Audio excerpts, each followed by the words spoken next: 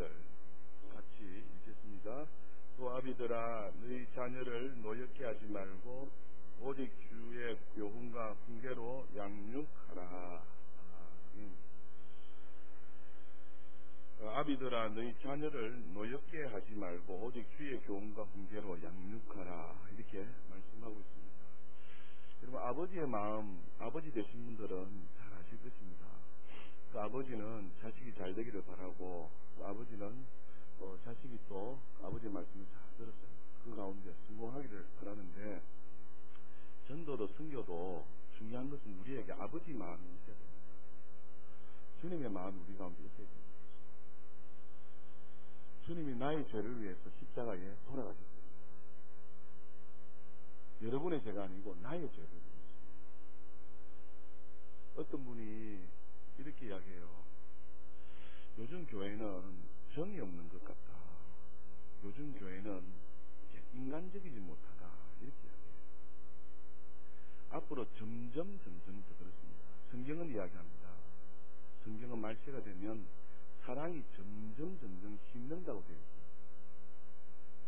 사랑이 점점 식어지고 불법이 성하여지고 그 가운데 거짓 선지자들이 많이 일어난다. 말세 때 신앙은 하나님과 나와의 관계입니다. 철저하게 내가 하나님 앞에 세워지지 않으면 신앙생활을 할 수가 없습니다. 신앙생활을 할 수가 없어요. 인간의 정을 통하여서 서로 사랑을 나누고 그것도 좋아요. 그런데 성경적으로는 이야기할 때 가면 갈수록 말세가 되면 될수록 사랑은 식어지고 불법은 성하여집니다. 그것이 교회 안에는 안 그러냐? 교회 안에는 안 그래요. 교회 안에. 그래서 철저하게 내가 하나님과 나와의 신앙의 관계가 친밀한 관계로 어떻게 되어 있지 않으면 모든 것이 시험거리밖에 안 됩니다. 이웃 때문에 시험당하고 교회 때문에 시험당하고 목사 때문에 시험당하고 그래서 뭡니까? 교회를 떠나가고 또 교회를 떠나서 세상으로 내려가죠.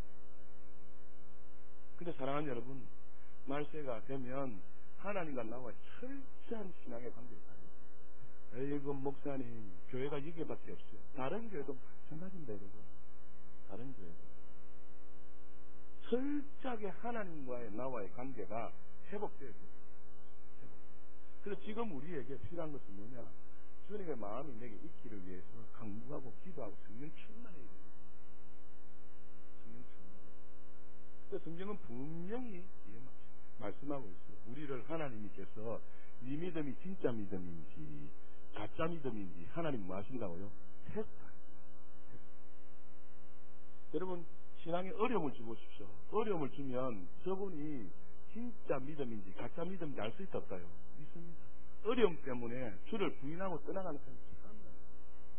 그런데 선교 현장에는 거꾸로요.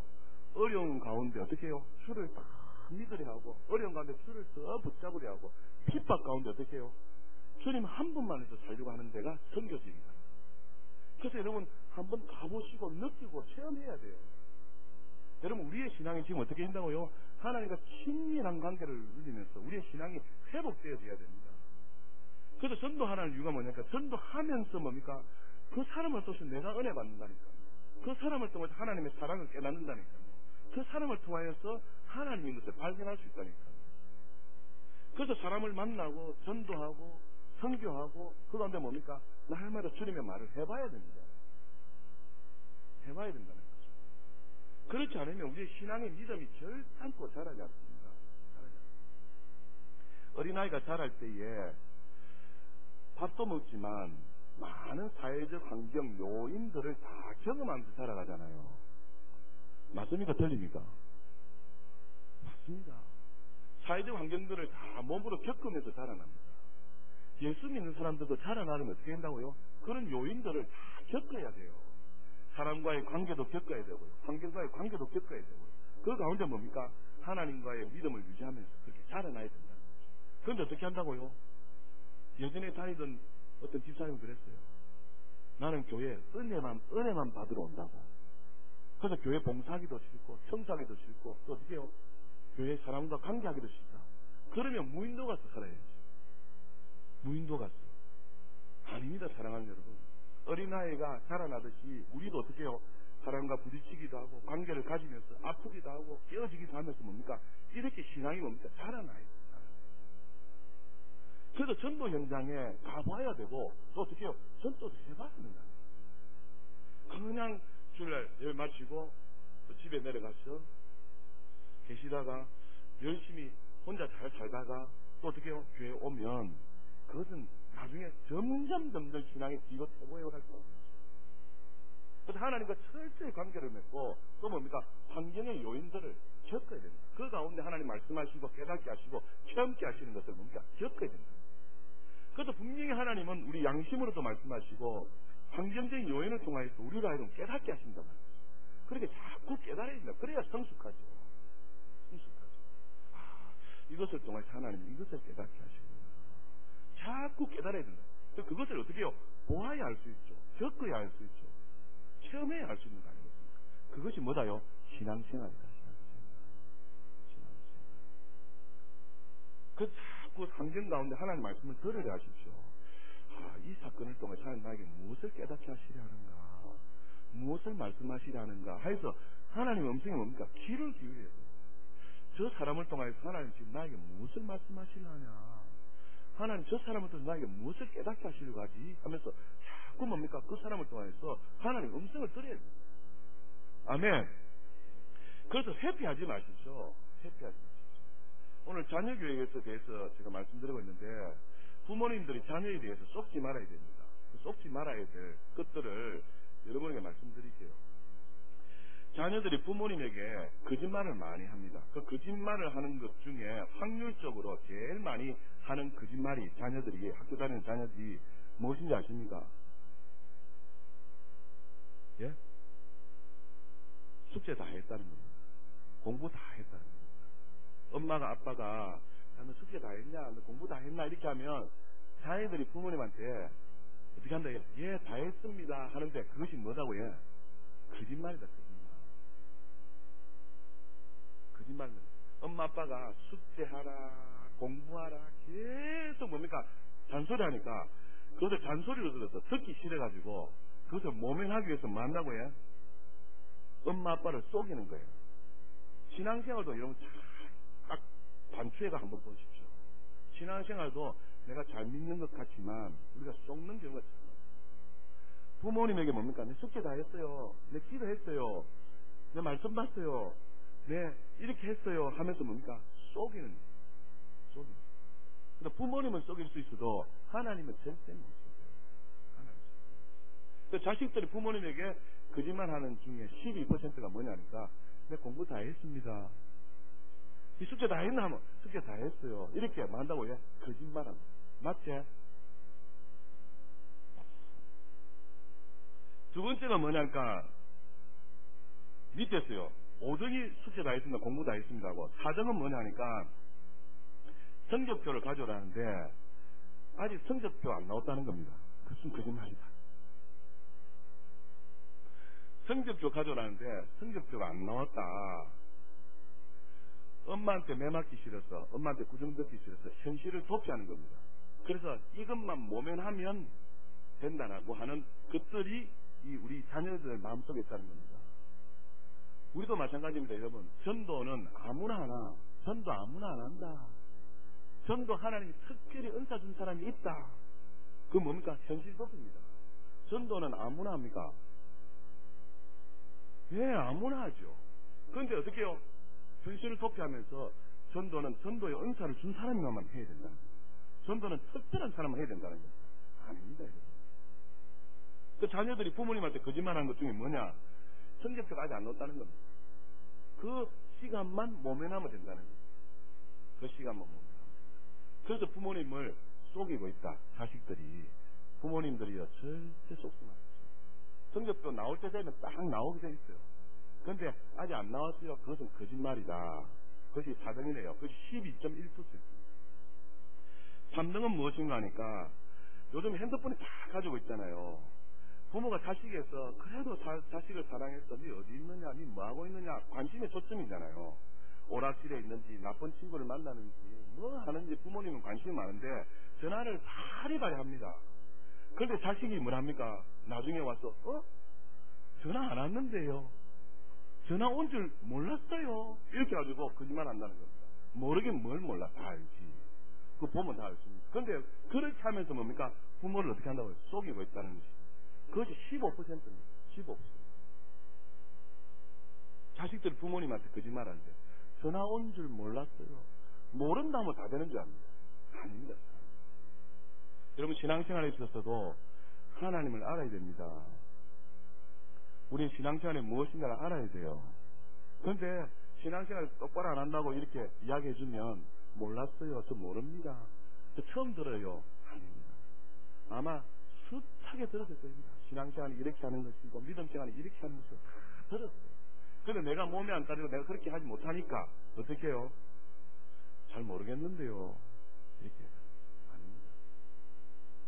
철저하게 뭡니까? 하나님 앞에서의 나와의 신앙의 관계가 있어야 됩니다. 회복됩니다. 그것이 세 번째로 부모님 앞에 속이는데 핑계를 대서라도 부모를 속이고 싶은 것이 자식들의 마음입니다. 자식들의 마음. 이등이 뭐냐 하니까 자식이 조금 더 있다 할게요. 이렇게 숙제 안 할래 하면 조금 있다 할게요. 속지 마시죠. 자꾸 미룹니다. 조금 있다 할게요.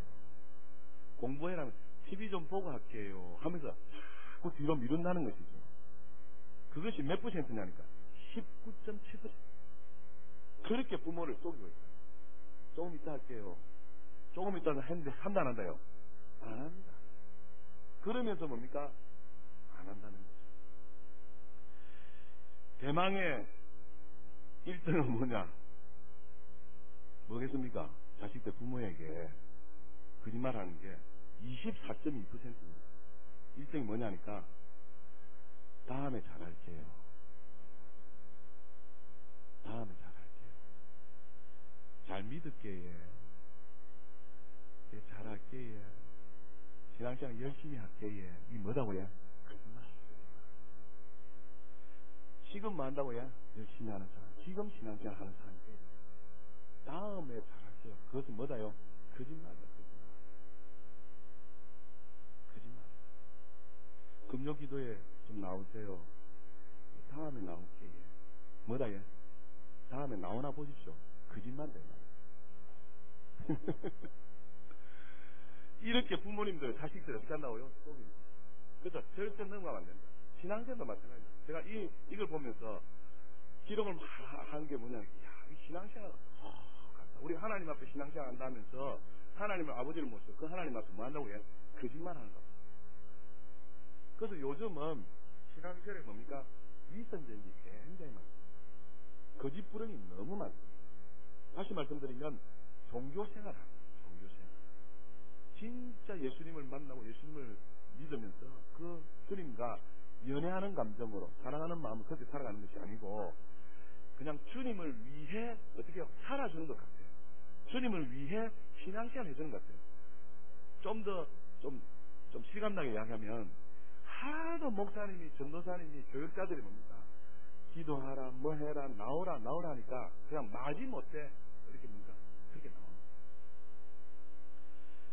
여러분 우리 신앙 우리가 지켜야 됩니다. 다시 말하면 내 신앙 내가 지켜야 돼요. 근데 앞으로 다가오는 시대는 여러분 진짜 부탁드립니다. 내 신앙 내가 지키지 않으면 철저하게 내 신앙 내가 지켜야 되십니다. 할렐루야. 그래서 아비된 심정이 우리에게 필요합니다. 그래서 자녀 교육하면서 우리 주님의 마음을 알아야 됩니다. 주님의 마음을. 제가 사절의 말씀을 바꿔 말씀드리면 또 아비들아 너희 자녀를 노엽게 하지 말고 오직 주의 교훈과 훈계로 양육하라 이렇게 말씀하는데 늘 주님의 교양과 훈계로 지금 내가 양육을 받아야 됩니다. 주님의 교훈과 양육을 내가 지금 받아야 됩니다. 내가 목사가 되어지고 내가 장로가 되어지고 내가 권사가 되어지고 안수자가 되어지고 내가 직분을 받았다 해서 내가 다 안다. 오히려 처음부터 내가 새롭게 하고 싶은 마음으로 주님의 교훈과 훈계를 가지고 내가 새로 태어나고 싶다는 그런 마음들이 열망들이 있어야 회복이 일어나는 겁니다. 회복이 일어나는 겁니다. 그래서 나는 다 아니까. 그래서 여러분 신앙생활 하는 분 보십시오. 초신자가 잘하는지 아니면 어떻게 해요? 신앙생활 오래 하신 분이 잘하는지요. 누가 잘합니까? 초신자들이 훨씬 잘합니다. 초신자들이 새벽기도 안 나오려 해도 나오고, 수요일에 나오지만 해도 나오고, 금요기도 어떻게 해요? 잘할 줄 이렇게 나오고. 초신자들이 훨씬 잘해요. 지금 우리 교회 초신자들이 얼마나 잘하는지 몰라. 진짜 우리가 거꾸로 본받아야 돼요. 거꾸로요. 수요일도 나오지요. 금요일도 나오지요. 새벽기도도 나오지요. 내가 깜짝 놀랐다니까. 그러면서 하나 가르쳐주면 이걸 가지고 일주일 내내 우라먹는데요. 말씀을 가지고. 일주일 내내. 참 대단합니다. 또 우리도 그렇게 했다 안 했다요? 그거는 소용이 없다 지금은. 그래서 지금은 어떻게 해요? 지금 초신자처럼 그렇게 신앙생활을 스스로 뭡니까? 주의 교훈과 훈계로 이렇게 세워가야 된다 이 말이지. 그래서 거꾸로 새신자들에게 좀 배우고 새신자들에게 우리가 본을 받아서 그렇게 좀 했으면 좋겠어요. 저는 걱정이 새가족이 온들 뭐합니까? 새가족이 와가지고 우리 기존 성도들이 하는 거 보고 시험이 들어가지고 저래도 되는 것 같다 이렇게 할까 싶어가지고 걱정이다. 예배를 이렇게 드리면 되는구나. 그 기도 생활 수요일 안 나와도 되네. 금요일 안 나와도 되네. 구역 모임 안 와도 되네. 관계를 이렇게 하면 되네. 예배 이렇게 드려도 되는 것 같네. 하면서 뭡니까? 신앙이 떨어질까 걱정이다. 그 새 가족들에게 좀 좋은 영향을 누가 줘야 되겠어요? 먼저 된 사람이 줘야 되는데, 먼저 된 사람이 나중 되고, 나중 된 사람이 지금 먼저 되는 기경이 이러고 있습니다. 정경이지만, 우리는 먼저 된 사람이 계속 어떻게 해요? 먼저 돼야 될 거 아닙니까? 근데 성경이 먼저 된 사람이 나중 됐다 했으면 내가 나중 되면 되겠냐 말이에요. 주님 앞에 설 때 얼마나 억울한지 모른다. 그래서 성령으로 시작해서 성령으로 마감할 수 있는 사람이에요. 성령 충만한 사람이지. 그래서 좋은 영향을 주고 좋은 영향을 받는 주님 안에서 그렇게 하시는 우리 모두가 다 될 수 있기를 주님의 이름으로 축복합니다. 골로새 3장을 한번 넘어가보겠습니다.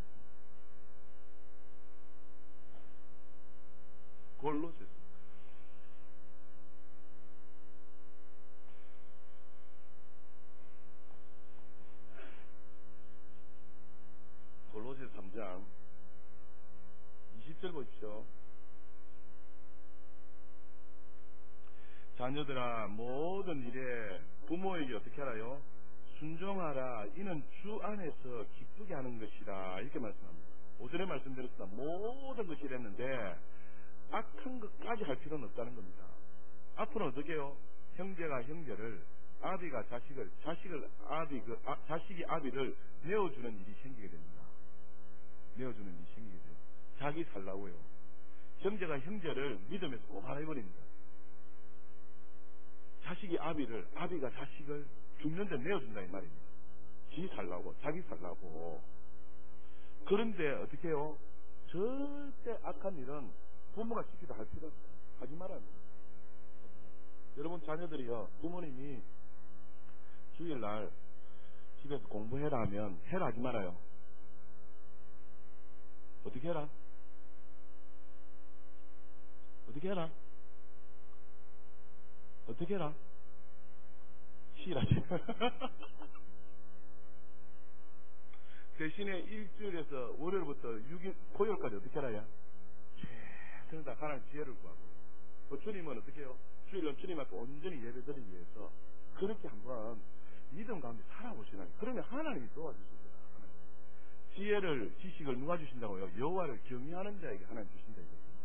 그래서 좀 정도로 그렇게 들어갔으면 좋겠어요. 지금 여러분, 우리가 참 개혁신앙을 믿는데요. 개혁신앙을 믿으면서도 말씀과 다른 삶을 우리가 너무 많이 삽니다. 말씀과 다른 삶. 말씀은 이렇게 하는데 항상 어떻게 한다고요? 에이 목사님 그래도 인간이지 않습니까? 에이 연약한 사람이지 않습니까? 그렇게 말하는 사람이 10이면 2명이 있습니다. 에이 목사님 그래도 인간이잖아요. 이해는 됩니다. 이해는 되는데, 그래도 어떻게 살아라요? 그래도 하나님 말씀대로 살려고 몸부림쳐요. 하나님 말씀대로. 그래서 하나님 말씀대로 사세요. 이렇게 하면, 예 해놓고는 항상 뒤에서요. 그래도 사람이니까요. 그래도 인간이니까요. 이해는 됩니다. 그렇지만, 그것까지도 주님 앞에 나아갈 때, 하나님 도와주십니다. 그래서 하나님만 바라보고 믿음 가운데 그렇게 살아가요. 그래서 자녀들아, 주 안에서 부모에게 모든 일에 순종해라. 모든 일에. 근데 악한 것은 하면 안 돼요. 그리고 조전에 말씀드렸습니다. 절대 감정적으로 하면, 조금 이후에 말씀하겠습니다만, 부모된 권위로 자식에게 막 윽박 지르고 강하게 하고 강제적으로 하게 되면 절대 안 됩니다. 절대 안 됩니다. 그래서 이성적으로 객관적으로 애가 납득해 가고 이해가 가도록 이렇게 가르쳐야 되는데, 부모다 하여서 권위를 가지고, 부모다 해서 뭡니까? 그 자기의 방법과 자기의 기준으로 자식에게 탁 주입식으로 하면 절대 안 됩니다. 저는 지금 우리 한국 사회가, 저도 잘 모릅니다만, 토론을 계속 들어보면 답이 없어요. 우리 한국 사회가. 뭐요? 의식이고 생활 수준이 갑작스럽게 1970년도에 그렇게 못 먹고 못 살다가 새마을 운동하면서 갑작스럽게 잘 살게 되었어요. 여러분 흔히 우리 입으로 이야기하다니까, 저 총구석에 땅 많이 가지고 있던 사람이 하루아침에 도시가 개발해가지고 뭐가 됐다고요? 벼락부자가 된 것이요. 그 벼락부자들이 잘 사는 사람 봤습니까? 우리 스스로 이야기합니다. 그것처럼 우리 신앙들도 마찬가지예요. 우리 신앙들도 진짜 하나하나 뭔가 단계를 밟아가면서 그렇게 신앙생활을 했는데, 그 벼락부자처럼 그것을 기대하면 안 됩니다.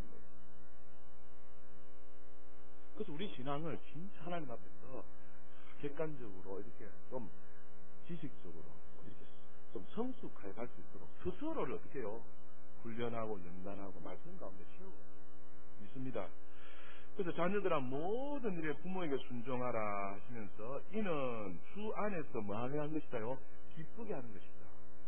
주 안에서가 아니고 원어에는 주에게 기쁘게 하라는 겁니다. 주님께 기쁘게 하라는 것입니다. 모든 일에 부모에게 순종하여서 주님께 기쁘게 하라는 겁니다. 다시 말씀드리면, 예수 믿는 사람들의 기준은 뭐가 되어야 된다고요? 주님이 기준입니다. 모든 일이 주님이 기뻐야 된다는 겁니다. 그래서 무슨 일을 하는데 내가 기쁘고, 무슨 일을 하는데 내가 만족이 되어주고, 무슨 일을 하는데 내가 그러면 그렇지 해서 자기 만족이 되어주면 안 됩니다. 우리의 기준은 누구게요? 주님께 있습니다. 그래서 주님이 기뻐하느냐 안 기뻐하느냐, 그것이 신앙의 기준이 되어 있습니다. 할렐루야. 그래서 자녀들이 모든 일에 부모에게 순종해야 되는데, 그렇게 하는 것은 주님께 뭐 하는 것일까요? 기쁘게 해서 주님을 기쁘시게 되는 것이다 라고 말씀하면서 21절에 아비들아, 너희 자녀를 어떻게 하지 말라요? 노엽게 하지 말지니 낙심할까 함이라, 이렇게 말씀합니다. 자녀를 노엽게 하는 원인은 뭐냐? 조금 전에 말씀드렸죠. 자녀를 주의 교훈과 훈계로 하는데, 주의 교훈과 훈계는 온데간데 없고 부모의 권위로, 부모님의 방법대로, 부모님의 표준대로 고집하면서 그렇게 살아라고 이야기하니까 문제가 생깁니다. 그래서 오직 주의 교훈과 훈계로, 주님의 말씀이 이러하니 어떻게 생각하십니까? 주의 말씀이 이러하니 어떻게 보십니까? 주의 말씀이 이러합니다. 해서 스스로가 뭡니까? 그렇게 느끼고 체험하십니다. 저의 단점 중에 하나가 무엇인가 하니까 이것입니다. 저도 주입식 교육을 받다 보니까 저도 어떻게 해요? 반대로 주입식이 됩니다. 저는 성경이요, 제가 말씀을 깨닫고 난 이후에 제가 딱 느낌이 뭐냐니까, 수학 공식 있잖아요. 수학 공식에 수학의 1 더하기 1은 뭡니까? 2. 그죠? 딱 정확하게 1 더하기 1은 2가 나오듯이 성경의 말씀이 딱 수학 공식과 똑같더라는 거죠. 그래서 제가 깜짝 놀랐습니다. 수학 공식대로 풀면 어떻게 해요? 문제가 풀리잖아요. 그 공식이 뭐라고 해요? 이 성경이더라는 거죠. 성경이더라. 수학 공식과 똑같다. 그래서 자녀를 뭡니까? 양육하는데 자기들의 방식과 고집과 권위와 또 부모의 뭡니까? 이 표준을 가지고 자식에게 하게 되면 자식이 어떻게 해요? 노화해진다. 그것은 누가 불러온 겁니까? 부모가 불러온 겁니다. 그렇게 하지 말고 주님의 말씀이 수학 공식이니까 주의 말씀을 배워서 1+1은 몇이다 이라고 나와 있으니까 그 말씀으로 교육하고 양육하라라고. 그래서 오늘 여기 앉아 계신 저와 여러분들도 지금 신앙시간이 그런 것 같아요. 저도 단점이 주입식이거든요. 수학 공식처럼 1+1은 2니까 외우게 막 만드는 거예요. 그래서 권사님하고 구역장님도 공부할 때 성경만 이야기하거든요. 성경 말씀 그대로거든요. 그래서 제가 이것이 정답이다 하면서 제 또 딜레마가 뭐냐니까 이것을 말씀드리는데 받는 사람이 여러분들이 공감을 안 해주면 아무 소용이 없다는 거죠. 그런데 그렇게까지 필요하겠나 제가 지금 아이러니한 겁니다. 수학 성경은 1+1은 2다라고 이야기하고 있는데 1+1이 2인 것을 여러분에게 이해를 구하고 여러분의 공감을 얻는다는 게 과연 이것이 에너지 낭비 아닌가 이런 생각도 들 때가 있다니까요. 그래서 우리 모두가 그냥 주의 말씀이 1+1은 2다 하면 거기에 모두가 뭡니까? 1+1은 몇이에요? 2 하면 되는데 거기에 2가 맞다는 것을 제가 설명해주고 공감해주고 이것이 맞겠는가 제가 딜레마다. 그래서 여러분들 한번 생각해 보십시오. 신앙생활에 진짜 이것이 내가 이해되어져야 되고 내가 공감을 해야 되고 이것이 내가 맞다라고 맞장구 쳐져야 신앙생활에 맞는 겁니까? 아니잖아요. 그래서 말씀이면 어떻게 하라고요? 거기에 하고 모두가 거기에 그냥 말씀에 공감하면 되는데 지금 어떻게 자꾸 인본적으로 바뀐다는 것이 그겁니다. 인본적으로 바뀐다는 것이 자꾸 하나님 말씀이 이렇게 이야기하는데 여기에 자기 생각, 자기가 이해되어져야 하고 자기가 맞아야 되고 자기가 공감이 되어져야 하고 자기가 맞장구 치려고 하는 거예요. 아닙니다. 사랑하는 여러분. 진리는 하나님 말씀밖에 없습니다. 진리를 우리가 순종하고 진리를 쫓아가면 되는 거 아니겠어요? 그래서 사랑하는 여러분, 제 고민이 그것입니다. 여러분들이 모두가 진리가 선포되어지면 어떻게 하자고요? 거기에 공감하고 아멘하고 거기에 따라가면 하나님께서 역사하시게 됩니다. 그래서 우리 모두가 진리된 주의 말씀을 가지고 자녀를 양육하고 또 진리를 쫓아 살아가는 것이 복음 전파다라는 사실 기억하여서 우리가 처한 형편과 상황과 여건과 환경 가운데 진리가 세워지시기 위해서 그렇게 희생하시고 섬겨드리시는 우리 모두가 다 될 수 있기를 주님의 이름으로 축복합니다. 기도하겠습니다. 하나님 우리 아버지, 우리 모두에게 부모된 마음을 주시기를 원합니다. 우리 주님의 마음을 주시고 아버지의 마음을 주셔서